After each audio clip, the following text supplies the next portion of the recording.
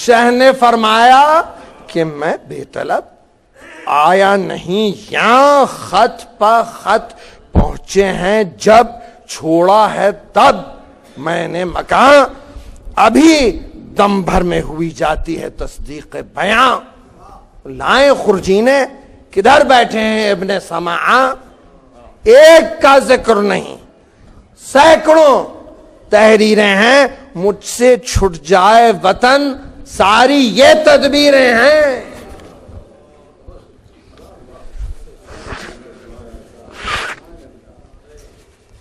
دیکھ کر ناموں کی کثرت پورے خوشخو نے کہا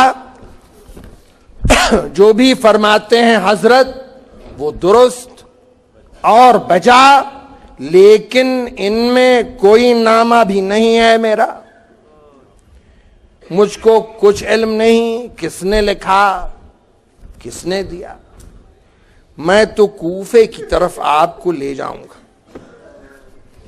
حکم حاکم ہے یہی، اس کو بجا لاؤں گا۔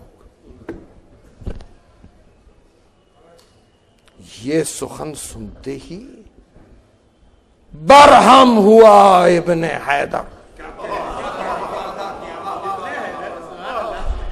حلم کا جوش گھٹا، غیظ نے بدلے تیور، اور اپنے اصحاب سے فرمانے لگے یہ سرور دیکھتے کیا ہو، بڑھو آگے بڑھو، بحر سفر ننگ منظور نہیں، دوش پر جب تک سر ہے، اور موت اس ذلت و خاری سے کہیں پہ، موت اس ذلت و خاری سے کہیں بہتر ہے، کسی صورت مجھے یہ عار گوارا ہی نہیں، میں بنوں تابع فرمان لائن ابن لائن، اور آسمانوں پر حکومت کرے ناپاک زمین، اور ظلمت شک سے دبے گا نہ کبھی نور یقین، حق بنے تابع باطل یہ سزاوار ہے کب، اور ابن زہرا کسی حاکم کا گناہ گار۔ صلوات پڑھ۔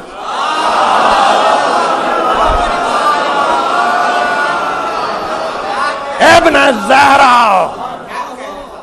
کسی حاکم کا گناہ گار ہے کب، امت جد کے لیے ٹھوکریں کھاتا ہوں میں، یہ ہدایت کے لیے رنج اٹھاتا ہوں، دشمنی بدلے میں احسان کے پاتا ہوں میں۔ ارے حر یہ کیا کہتا ہے تو، کیا کہتا ہے تو روک لے جاتا ہوں میں، اور یہ کیا کہتا ہے لے روک تو جاتا ہوں میں، جان دے دوں گا رہے حق میں اسے دور نہ جان۔ ارے پسرے ساقی تسلیم کو مجبور نہ جان، پسرے ساقی تسلیم کو مجبور نہ جان کہہ کے یہ چاہتے تھے شاہ کہ بڑھائیں رہبر۔ حر نے بس ڈال دیا ہاتھ عنا پر ایک بار، باغ پر ہاتھ کا پڑنا تھا کہ بگڑے جرار، اور میان کو چھوڑ کے تھی دوش پار ایک تلوار، اور دشت کی نعرے انصار سے تھرانے لگا، اور جزر و مد فوج حسینی میں نظر۔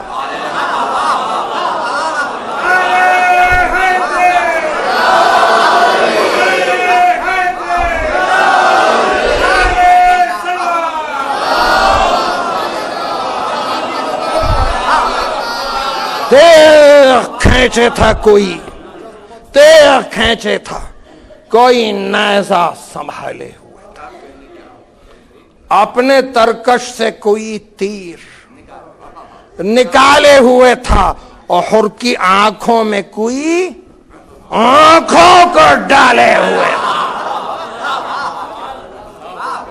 حلم شبیر فقط غیظ کو ٹالے. حلم شبیر فقط غیظ کو ٹالے ہوئے تھا.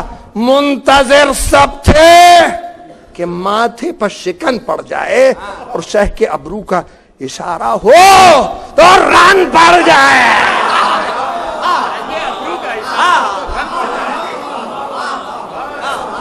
شہ کے ابرو کا اشارہ ہو تو رن پڑ جائے. فوج حر سے رفقا آنکھ لڑائے ہوئے تھے اور قبضے تیغ پہ ہاتھوں کو جمائے ہوئے تھے. ولولے جنگ کے پہلو میں سمائے ہوئے تھے اور علق غیظ میں جانباز نہائے ہوئے. نظر آنے لگی باطل کو بھی حق کی تصویر اور خون اتر آیا تھا آنکھوں میں. نظر آنے لگی باطل کو بھی حق کی صورت اور خون اتر آیا تھا آنکھوں میں شفق کی صورت.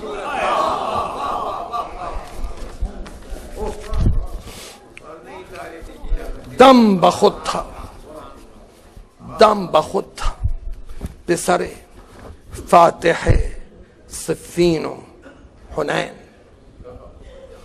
اپنے آپے میں نہ تھے یاور و انصار حسین اور تیغیں تھیں ماہی بیعاب کی صورت بیچن.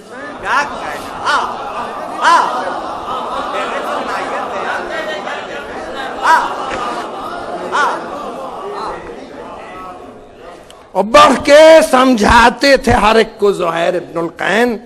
سب کی خواہش تھی کہ لڑنے کی رضا مل جائے. ارے حر کو اس دست درازی کی سزا، حر کو اس دست درازی کی سزا مل جائے.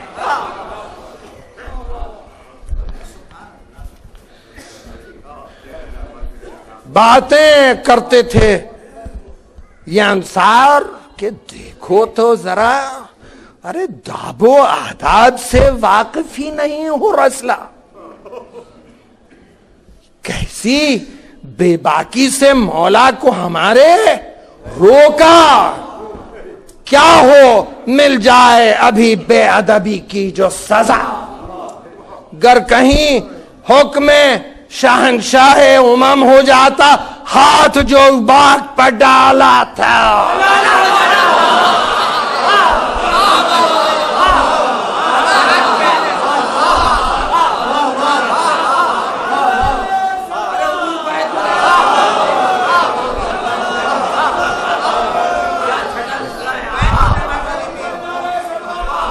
ہاتھ جو باغ پر ڈالا کلام ہو جاتا.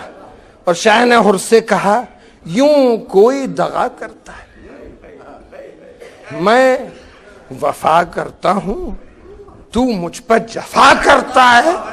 ارے حق احسان و کرم خوب ادا کرتا ہے. تیری ماں بیٹھے تیرے غم میں یہ کیا کرتا.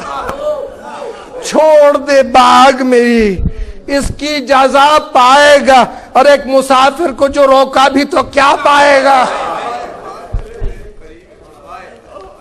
دہن شاہ سے جس وقت سنا ماں کا نام